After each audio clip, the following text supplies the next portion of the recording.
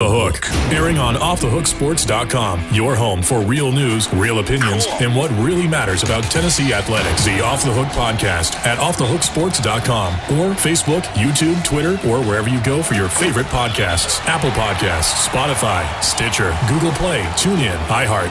Like, share, follow, subscribe. Off the Hook with Dave Hooker starts now.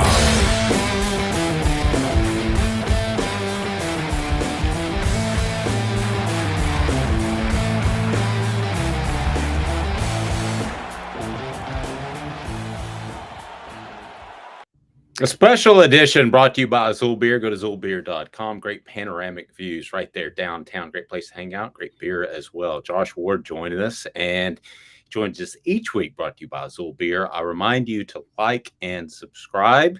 We certainly appreciate that. And we bring you more Tennessee content always at YouTube. We have sneak peeks like now. So it's actually Sunday evening when Josh and I are streaming and recording this. You may be watching it through the week, so you never know what you're going to get.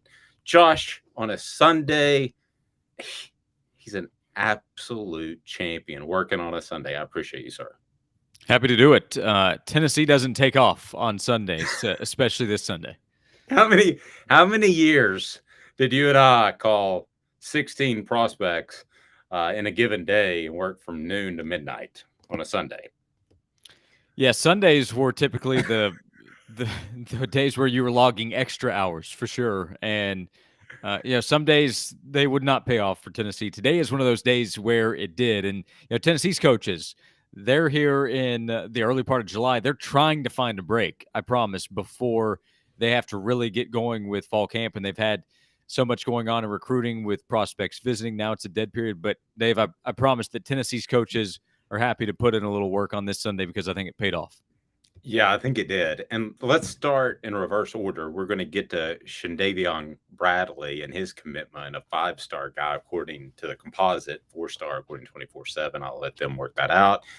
But let's start with Jalen Smith, the 3-star linebacker. And I think he is one of those players that is a transitional piece that Tennessee has to continue to take. You're not going to get all war daddies, but Tennessee was able to get a commitment from Jalen Smith over Texas, Pitt, and Virginia. The 18th verbal edition of the 2023 class. What are your thoughts on the pickup of Jalen Smith? Yeah, I think he's a good athlete at linebacker. He's a guy that can run at that position, needs to get bigger. If you look at his size, he will definitely need to add some in college, but he's probably a little underrated from what his potential is. And I think his offer list is more impressive than what his ranking is going to be. Doesn't mean he could have gone anywhere in the country, but he's at Grayson High School in Loganville. That's a school that produces a ton of talent. Tennessee's recruited there in the past, and he competes against really good competition. And Tennessee needs help at linebacker, and Tennessee needs more speed. And I think Jalen Smith is going to provide that. So we'll see how quickly he can help Tennessee at that position. But I think this is one where Tennessee did a really good job early on of establishing a relationship and building from there. So as other schools called and he took several official visits, he did check out other schools.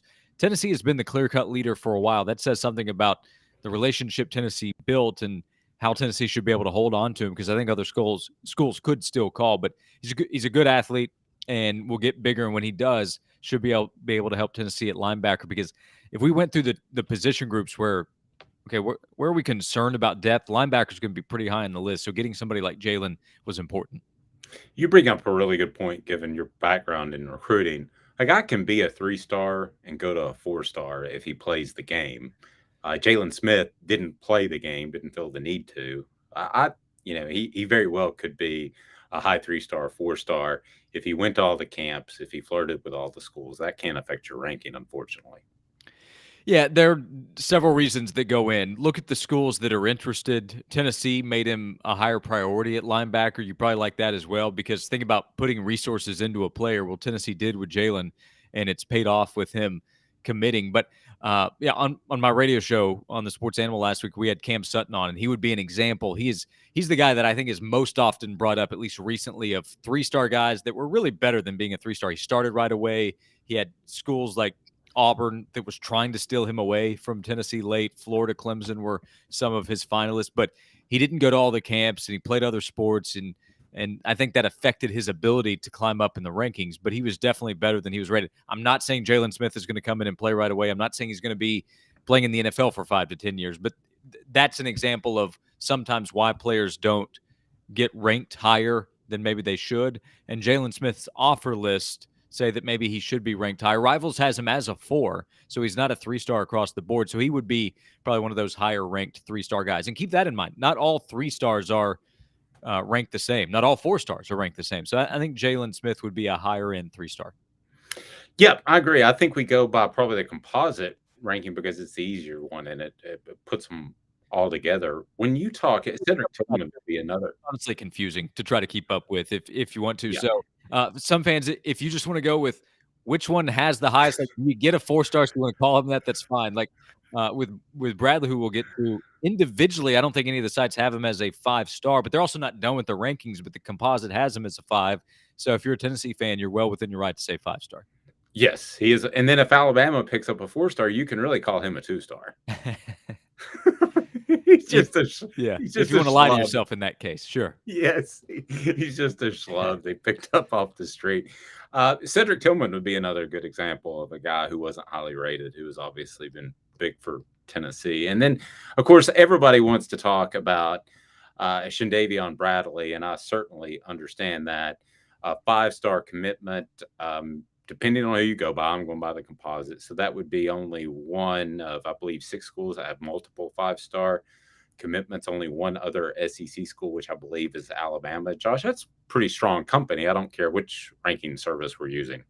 Yeah, no doubt. And it's hitting a big need. Everybody needs edge rushers. Everybody needs guys that can go after the quarterback, but Tennessee does especially. And in this past year's class, late in the recruiting process, the Vols were able to add Joshua Josephs and James Pierce. There's a chance one of those guys helps immediately.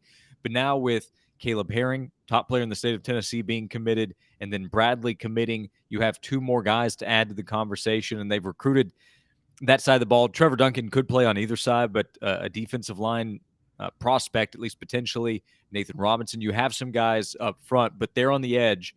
Bradley and Herring are going to stand out in the rankings, and I promise they stood out very high on the board of Tennessee's coaches. And I've brought that up a couple of times now, but remember that, who the coaches prioritize.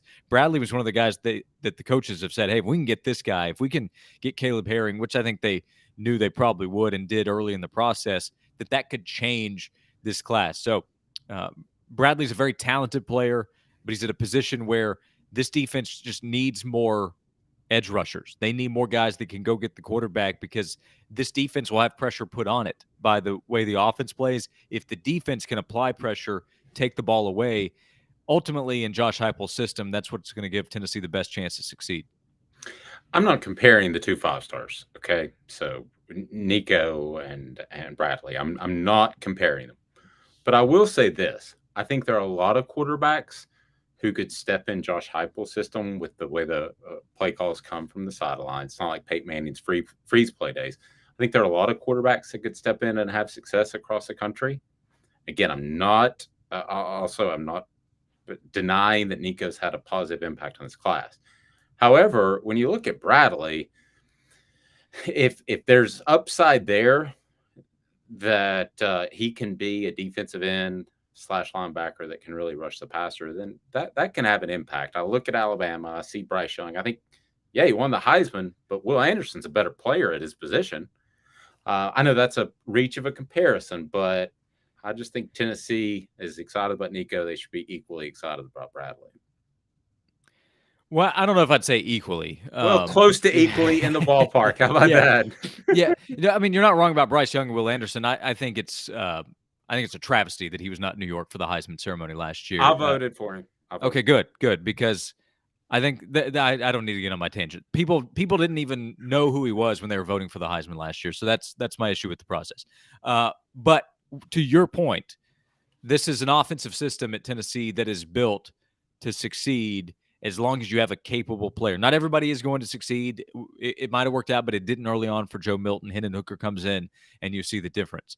But on the defensive side, you can't just plug anybody in and go get the quarterback. Not possible in any system. You need players. You have to have guys that are built differently physically, and Bradley projects to be that kind of player. So the importance of getting high level talent at the defensive end position is a must if Tennessee is going to go compete for championships.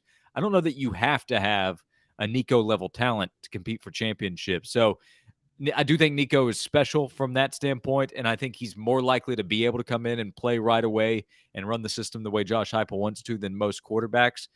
But to your point of the importance of getting guys on the outside defensively, Tennessee has to have them. I don't care how good the offense is because I already know it's going to be really good. If you don't have enough defensive players, you don't have a chance to succeed. What Tennessee fans are correctly going to say is, let's take both. And right now you have both to add to the list. Yeah, I guess that's a better way of putting it. I look at the 3-star commitments. Let's go pre-Friday with Umarov's announcement, and I heard a lot of people complaining about just 3-star commitments. Have you heard much of that? Well, sure. Some of the jokes have been if a 4 or 5-star guy decommits as well. I knew he wasn't going to come to Tennessee because he had 4 stars next to his name. Things like that. But Wow. yeah, but part of that's just kind of the negative attitude that's always going to be there from some portion of the fan base. I think most fans, almost all Tennessee fans that I talk to, and I'm friends with a lot, text messages blow up when guys commit. They're thrilled with the way things are going with recruiting. Now, when Francis Mauigoa announced for Miami, there was a little bit of, is that another big swing and miss by the staff? Are they going to have a letdown? Dave, maybe some of the timing was, hey, let's go ahead and get some announcements out there because we need to start adding to this class, because there is a difference in average player rating and your total point accumulation because you have more commitments. Obviously, the more you have right now in June or July, the better off it is for your recruiting ranking. So I would not pay attention too much to where Tennessee ranks in the class, being a top 5, top 6 school in the country right now, because it just in July doesn't mean much. But to land high-level players like Shondavion Bradley and to have Nico and to have Herring, Cameron Seldon last week, that really does make a difference. There are some fans that are going to be cautious. I think partly because of that class a couple of years ago, the Jeremy Pruitt class that was ranked so high. They ranked number 1, I think, at one point, Dave, in the springtime, and then things fell apart. I'm not saying the season will like that season did, but the class kind of did. So that ranking that fans celebrated in May and June meant nothing by the time they got to signing day, and it doesn't mean much right now because other schools are going to add players. But Tennessee is in a really good position, and if Tennessee has success on the field this fall, they will have a chance to add more to this class, which is close to filling up on the recruiting trail. So they don't have a lot of space, but if they do well on the field, that can work to Tennessee's advantage because, honestly, the way the game is played, you can sometimes trade guys out for others if the opportunity is there. Supply and demand. I mean, it's pretty simple. And the funny thing is, pulling a kid's scholarship used to be like the cardinal sin, but it's really not anymore. I mean, and it just like a kid commits, he's not necessarily a commitment till he signs. I mean, that's just the world that we live in. You don't get ostracized for pulling a scholarship anymore. Yeah, it's just talked about more. I think it's more understood that guys get offers, but that doesn't mean they can actually commit to the school. I mean, there are players right now that I think fans would like to see commit to Tennessee, but Tennessee's not willing to take them. And if you go to the recruiting side, it shows that they have an offer because at one point they received a quote offer, but it wasn't a scholarship offer to commit to us. It was, hey, here's a scholarship offer. Want to continue to talk and evaluate, and the players most often know, or sometimes they do maybe want to try to commit and they find out actually you can't. But that's just the way the game. We've seen that happen before. Yeah. So and I offer that up as well. Like Jalen Smith, his list doesn't mean that he could have gone to every school that offered him. But he visited Texas recently. Texas is recruiting at the highest level. So that's a better indication. If a school brings a kid on to campus for an official visit, better chance at least that he's going to have a chance to go there. Tennessee right now has a better opportunity to kind of pick and choose because of how many commitments it's already taken. So I want to remind you, if you like Josh Ward, go ahead and like right here and subscribe. We're going to visit with Chris Landry throughout the week about some evals on some of these prospects that Tennessee has committed. So looking forward to that and offthehooksports.com. And Again, like and subscribe. So, Josh, what's next? You mentioned there's not a lot of seats at the table. If Tennessee could just snap their fingers, is there a name that you think they'd most like to land? Maybe 1, 2, or 3? Is there a position that you think they'd most like to go after? Yeah, one of these two, Lucas Simmons, who is next on the list to announce. It looks like Florida State has held the edge here recently. Tennessee made a push here over the last couple of months, but he's an offensive lineman Tennessee would really like to land. I say one of two because Stanton Ramil is also a guy that I think could announce this month. And if Tennessee can land one of those two, while adding Sham Umarov and then one of the next two guys that I just mentioned, I think would really help this staff feel better about the offensive line position group. So one of those two guys, you get both, take them, because I think the staff believes both could help Tennessee. And then Nathan Laycock at wide receiver, if you can add him to Cameron Seldon, I think the staff feels really good about that position group. So, there, and then in the secondary, they're going to continue to recruit. There are a few names out there that they would like to add to the group to go along with Christian Conyer, who just committed in the last week and a half or so. But offensive line, at least one, another wide receiver, and then secondary for help have to be priorities. When I look at this class and how it comes together, I do think you'll have some potential for some trade up type of guys in the fall, and they may decide they want to go elsewhere. But in the end, I think that the recruiting is going as well as it could have. I guess the only guy I would point at, and you mentioned his name, is Maui Goa. If we're sitting here and Maui Goa is a part of this class, then you're giving an A+, right? I mean, it's an A now, A+. Yeah, for sure. If you go back 12 months ago, Dave, the class right now is better than I would have predicted a year ago. So I think Tennessee is ahead of pace.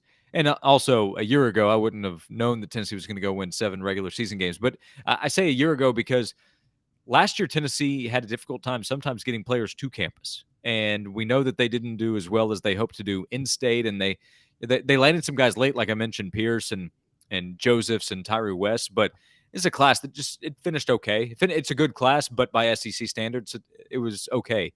This year's class is on pace to be much better. I think right now, landing Bradley, I think Tennessee put itself in a really good position to be a top 10 class this year. And that would be a really nice step from a year ago. So the two big misses that were probably most disappointing for fans would be Mauigoa and then Carnell Tate, the wide receiver. But not a big surprise. And also what we talked about with the offense, don't you kind of trust the staff that they're going to be fine even without Carnell Tate? You want as much elite talent as you can get. LSU's offense was really good a few years ago. It's better because of that Justin Jefferson, who actually wasn't that big of a recruit, but he's a big-time talent first-rounder, and Jamar Chase. Same with Alabama. You start adding more first-round picks, we start adding more points to the scoreboard in college. But they get Cameron Seldon, and I think you kind of trust this coaching staff and the system that Josh Heupel runs that's going to be okay. Also, Tennessee shouldn't be expected to get everyone. If they had Carnell Tate and they had Mauigoa and they've landed everybody else, then you might have even more question marks being raised about, okay, what is going on, even though it is an NIL era. So Tennessee's doing better than I think anybody could have demanded or even maybe predicted a year ago. No, I agree. They've got something to sell. They put something on the field ultimately that's sellable. And it's a lot easier to sell something when you have it in front of you as opposed to pre-selling it and promise. And there's a good vibe around the program right now. And that can sound cliche-ish because I think we probably said that a year into Jeremy Pruitt, and we said it when Butch Jones was at Tennessee, at least for a few years. And Butch Jones, by the way, was recruiting at a very high level. And typically, if you have some kind of good start to your tenure, well, the vibes are pretty good. But I do think that's real right now. When Velus Jones, who stayed for an extra year, he flourished, and then he helped Tennessee recruit. And Alontae Taylor was on campus in the last 2 or 3 weeks. He spent 1 year with this coaching staff, but he was on campus talking to recruits, having just been a second-round pick in the NFL draft. So that helps when you have guys who have been a part of the program and have been a part of the change, and they tell recruits, yeah, it is different. That's going to get them to either buy into what's being sold more or believe what maybe they've already believed from the coaching staff. When they hear Alontae Taylor, who doesn't play at Tennessee anymore, or Velus Jones, who's with the Chicago Bears now, say, yeah, what they did is different and was good for us. It will be good for you as well. And I think it becomes more believable for the recruits, the prospects that are trying to make a decision. Josh's appearance brought to you by Zool Beer. Again, go to zoolbeer.com to learn more. Great panoramic view of downtown Knoxville, and we certainly appreciate that. And we appreciate them being a part of Off the Hook Sports. And so, if I can just get you a picture of Larry Bird and Kevin McHale covering up that Jordan thing in the back, would you be willing to hang that up? Yeah, it's always good because you like to highlight the champions, but there are others that also belong in the conversation in the history of sport. So I think the Boston Celtics of the '80s would be good. They had half as many titles, in fact, as Jordan. So that would be. They did have half as many, but I don't good. remember Jordan having a left-handed game. He had a game 6, and he had the flu game, but he didn't score 41 with his left hand. Well, if you check his left hand, he's got a ring over there to go with the 5 on his right. So both hands are necessary for something, aren't they, Dave? I stand corrected. He's Josh Ward. Follow him on Twitter at Josh_Ward. This has been a presentation